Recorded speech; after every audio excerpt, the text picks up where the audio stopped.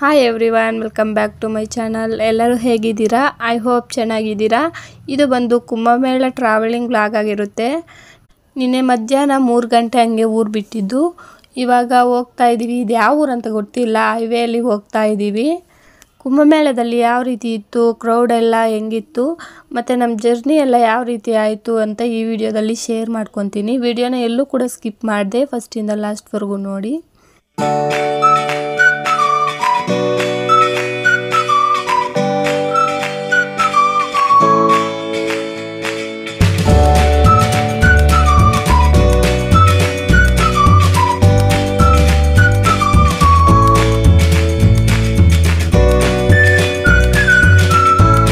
ನೋಡಿ, ಇವಾಗ ಇನ್ನೇನು UPಗೆ ಎಂಟ್ರ್ ಆಗಿದ್ದೀವಿ. ಈ ಊರ ನೇಮ್ ಬಂದು ರೇವಾ ಅಂತ ಹೇಳ್ಬಿಟ್ಟು. ಇಲ್ಲಿ ಆಟೋ ನೋಡಿ ಯಾವ ಥರ ಇದೆ. ನಮ್ಮ ಕಡೆ ಎಲ್ಲ ಈ ರೀತಿ ಆಟೋಗಳು ಇರುತ್ತೆ, ಬಟ್ ಈ ಥರ ಆಟೋಸ್ ಎಲ್ಲ ನಮ್ಮ ಕಡೆ ನೋಡೇ ಇರಲ್ಲ, ಹಂಗೈತೆ ಇದು ರೇವಾ ಸಿಟಿ. ನೋಡ್ಕೊಂಡ್ರಿ ಹೆಂಗಿದೆ ಅಂತ. ಎಲ್ಲ ತೋರಿಸ್ತಾ ಹೋಗ್ತೀನಿ, ಉತ್ತರ ಪ್ರದೇಶ ಯಾವ ರೀತಿ ಇದೆ ಅಂತ. ಎಲ್ಲೂ ಕೂಡ ಮಿಸ್ ಮಾಡದೆ ನೋಡ್ತಾ ಇರಿ.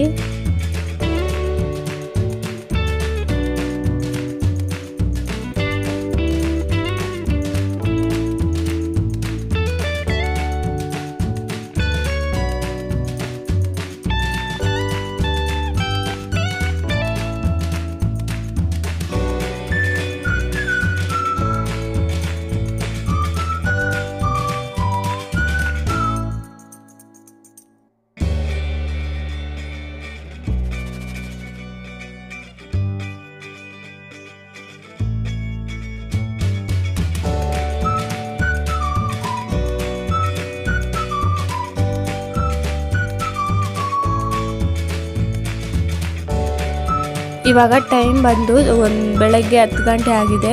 ಹೊಟ್ಟೆ ಎಲ್ಲ ತುಂಬ ಹಸಿತಾ ಇತ್ತು, ಅದರಿಂದ ತಿಂಡಿ ಮಾಡ್ಕೊಳ್ಳೋಣ ಅಂತ ರೇಷನ್ ಎಲ್ಲ ನಾವೇ ತಗೊಂಡು ಹೋಗಿದ್ವಿ. ಅದರಿಂದ ನಾವೇ ಊಟ ಮಾಡ್ಕೊಂಡು ತಿನ್ನೋಣ ಅಂತ. ಈ ಕಡೆ ತಿಂಡಿ ಎಲ್ಲ ನಾವು ತಿನ್ನೋಕ್ಕಾಗಲ್ಲ ಹೋಟ್ಲುಗಳಲ್ಲಿ ಅಂತ, ಸೊ ರೇಷನ್ ಎಲ್ಲ ನಾವೇ ತಗೊಂಡು ಹೋಗಿದ್ವಿ. ನಮ್ಮ ಆಂಟಿ ಅವರು ಇಲ್ಲೆಲ್ಲ ಅಡುಗೆ ಮಾಡ್ತಿದ್ದಾರೆ. ಬೆಳಗ್ಗೆ ತಿಂಡಿಗೆ ಪಲಾವ್ ಮಾಡ್ತಿದ್ರು. ಇಲ್ಲಿ ನೋಡಿ, ಹೊಲದ ಪಕ್ಕದಲ್ಲಿ ಹಾಕಿದ್ದೀವಿ ಕಾರು. ತುಂಬ ಚೆನ್ನಾಗೈತೆ ಇಲ್ಲಿ ಕ್ಲೈಮೇಟ್ ಎಲ್ಲ. ಸುತ್ತಮುತ್ತ ಪಕ್ಕದಲ್ಲೇ ಹೊಲ, ಮರದ ಕೆಳಗೆ ಅಡುಗೆ ಮಾಡ್ತಾಯಿದ್ದೀವಿ. ತುಂಬ ಚೆನ್ನಾಗಿರುತ್ತೆ. ಇಂಥ ಕಡೆ ಆದರೆ ಇನ್ನೂ ಒಂದು ತುತ್ತು ಜಾಸ್ತಿ ತಿನ್ನಬೇಕು ಅನಿಸುತ್ತೆ. ಇನ್ನೇನು ಪಲಾವ್ ರೆಡಿ ಆಗ್ತಾ ಬಂತು. ಇನ್ನೇನು ಅಕ್ಕಿ ಹಾಕಿ ಕುದಿಸಿದ್ರೆ ರೆಡಿ ಆಗೋಗುತ್ತೆ. ಈ ಕಡೆ ಜನ ತುಂಬ ಒಳ್ಳೆಯವರು ಅನ್ನಿಸ್ತು ನನಗೆ. ಇಲ್ಲಿ ನಾವು ಹೊಲದ ಪಕ್ಕದಲ್ಲಿ ಹಾಕಿದ್ವಲ್ಲ, ಅವ್ರ ಮನೆ ಕೂಡ ಇಲ್ಲೇ ಐತೆ, ಪಕ್ಕದಲ್ಲೇ ಹೊಲ. ಇಲ್ಲಿ ಅಡುಗೆ ಮಾಡ್ಕೊತೀವಿ ಅಂತಂದರೆ ಆರಾಮಾಗಿ ಮಾಡ್ಕೊಳ್ಳಿ, ಏನೂ ಪರವಾಗಿಲ್ಲ ಅಂತ. ಅವ್ರ ಹೊಲದಲ್ಲಿ ಬೆಳೆದಿರೋ ಇದು ಸೊಪ್ಪಿರುತ್ತಲ್ಲ, ಮೆಂತ್ಯ ಸೊಪ್ಪು ಮತ್ತು ಮೂಲಂಗಿ ಎಲ್ಲ ಅವರೇ ಕಿತ್ಕೊಟ್ರು. ನಿಜವಾಗ್ಲೂ ತುಂಬ ಖುಷಿ ಆಯಿತು ನನಗೆ. ಎಷ್ಟು ಬೆಳೆಗಳು ಕೂಡ ಅಷ್ಟೇ ಚೆನ್ನಾಗಿ ಬೆಳೆದಿದ್ದಾರೆ ಅಂದರೆ, ಎಲ್ಲ ಮಿಶ್ರ ಬೆಳೆ. ಮೆಂತ್ಯ ಸೊಪ್ಪು, ಮೂಲಂಗಿ, ಸಾಸಿವೆ, ಈ ಥರ 3-4 ಬೆಳೆಗಳು ಒಂದೇದ್ರಲ್ಲೇ ಬೆಳೆದಿದ್ದಾರೆ. ತುಂಬ ಚೆನ್ನಾಗಿದೆ. ಈ ಕಡೆ ಹೆಂಗಪ್ಪ ಅಂತಂದರೆ ಅವ್ರ ಮನೆಗೆ ಬೇಕಾಗಿದ್ದೆಲ್ಲ ಅವರೇ ಬೆಳ್ಕೊತಾರಂತೆ. ಇಲ್ಲಿ ಮನೆಗಳು ಕೂಡ ಅಷ್ಟೇ, ತುಂಬ ದೂರ ಒಂದೊಂದಿದೆ, ಅಲ್ಲೋ ಒಂದೊಂದು. ಎಲ್ಲ ಕಡೆ ಜನ ತುಂಬ ಅಪ್ಡೇಟ್ ಆಗಿದ್ದಾರೆ ಈಗಿನ ಕಾಲದಲ್ಲಿ. ಬಟ್ ಇಲ್ಲಿ ಆ ಥರ ಅಲ್ಲ. ಹಿಂದಿನ ಕಾಲದಲ್ಲಿ ಯಾವ ರೀತಿ ಇತ್ತಲ್ಲ ನೋಡಿ, ಇಲ್ಲಿ ಇವಾಗೂ ಕೂಡ ಹಳೆ ಗುಡಿಸಲು ಮನೆಗಳು ಎಲ್ಲ ಕೂಡ ತುಂಬ ಹಳೆ ಮನೆಗಳೇ ಕಾಣಿಸ್ತಾ ಇದೆ. ಎಲ್ಲೂ ಕೂಡ ಹೊಸ ಮನೆಗಳೇ ಇಲ್ಲ. ಮತ್ತು ಎಲ್ಲ ಮನೆಗೂ, ಹೊಸ ಮನೆಗಳಿಗೂ ಕೂಡ ಅಷ್ಟೇ, ಔಟ್ಸೈಡ್ ಪ್ಲಾಸ್ಟಿಂಗೇ ಮಾಡಿಲ್ಲ. ಯಾಕಂದರೆ ಏನೋ ಗೊತ್ತಿಲ್ಲ ರೀಸನ್ ನನಗೂ ಕೂಡ. ನೋಡಿ, ಇಲ್ಲಿ ನೋಡ್ತಾ ಇದ್ದೀರಲ್ಲ, ಇದೊಂದಲ್ಲಿ ಎಲ್ಲ ಕೂಡ ಗುಡಿಸಲು ಮನೆಗಳೇ ಜಾಸ್ತಿ ಇದೆ.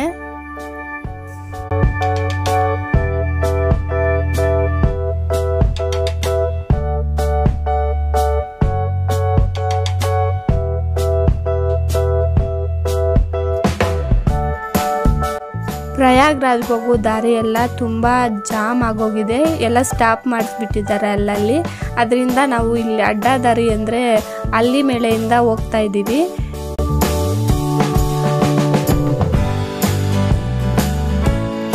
ಈ ಕಡೆ ನೋಡೋದಾದರೆ ತುಂಬ ಜಾಸ್ತಿ ಬೆಳೆದಿರೋದಂದರೆ ಗೋಧಿ ಮತ್ತು ಸಾಸಿವೆ. ಇಷ್ಟು ಬಿಟ್ಟರೆ ಇನ್ಯಾವುದೂ ಕೂಡ ಬೆಳೆಗಳೇ ಇಲ್ಲ. ಯಾವ ಕಡೆ ನೋಡಿದ್ರೂ ಗೋಧಿ ಮತ್ತು ಸಾಸಿವೆ ಇದೆ. ಇವಾಗ ಇನ್ನೇನು ಪ್ರಯಾಗ್ರಾಜ್ ಹತ್ರ ಆಲ್ಮೋಸ್ಟ್ ರೀಚ್ ಆಗಿದ್ದೀವಿ. ಇಲ್ಲಿಂದ ಒಂದು 15 ಕಿಲೋಮೀಟರ್ಸ್ ಇದೆಯಂತೆ. ಇಲ್ಲಿಂದ ಫುಲ್ ಜಾಮ್ ಆಗೋಗಿದೆ, ಇಲ್ಲಿ ನಿಲ್ಲಿಸ್ಬಿಟ್ಟಿದ್ದಾರೆ. ಇಲ್ಲಿಂದ ಎಷ್ಟೊತ್ತಾಗುತ್ತೆ ನೋಡಬೇಕು. ಇಲ್ಲಿ ನೋಡಿ, ಫುಲ್ ಜಾಮ್ ಆಗೋಗಿದೆ. ಇಲ್ಲಿ ನೋಡ್ತಾ ಇರ್ಬೋದು ಕಾರೆಲ್ಲ ಎಷ್ಟು ಉದ್ದ ನೋಡಿದ್ರು ನಿಲ್ಲಿಸ್ಬಿಟ್ಟಿದ್ದಾರೆ.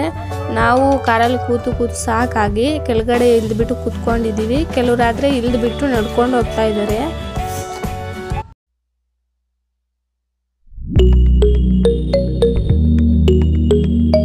ಆವಾಗೆ ಹೇಳ್ದಂಗೆ ಫುಲ್ ಜಾಮ್ ಆಗಿ ನಿಲ್ಲಿಸ್ಬಿಟ್ಟಿದ್ದಾರೆ ಅಂತ ಹೇಳಿದ್ನಲ್ಲ, ಜಾಸ್ತಿ ಸುಮಾರು ಹೊತ್ತು ನಿಲ್ಲಿಸ್ಬಿಟ್ಟಿದ್ರು.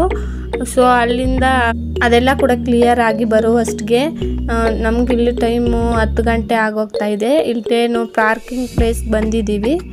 ಇಲ್ಲಿಂದ ಏನಾಗುತ್ತೋ ನೋಡಬೇಕು, ಬನ್ನಿ ನೋಡೋಣ.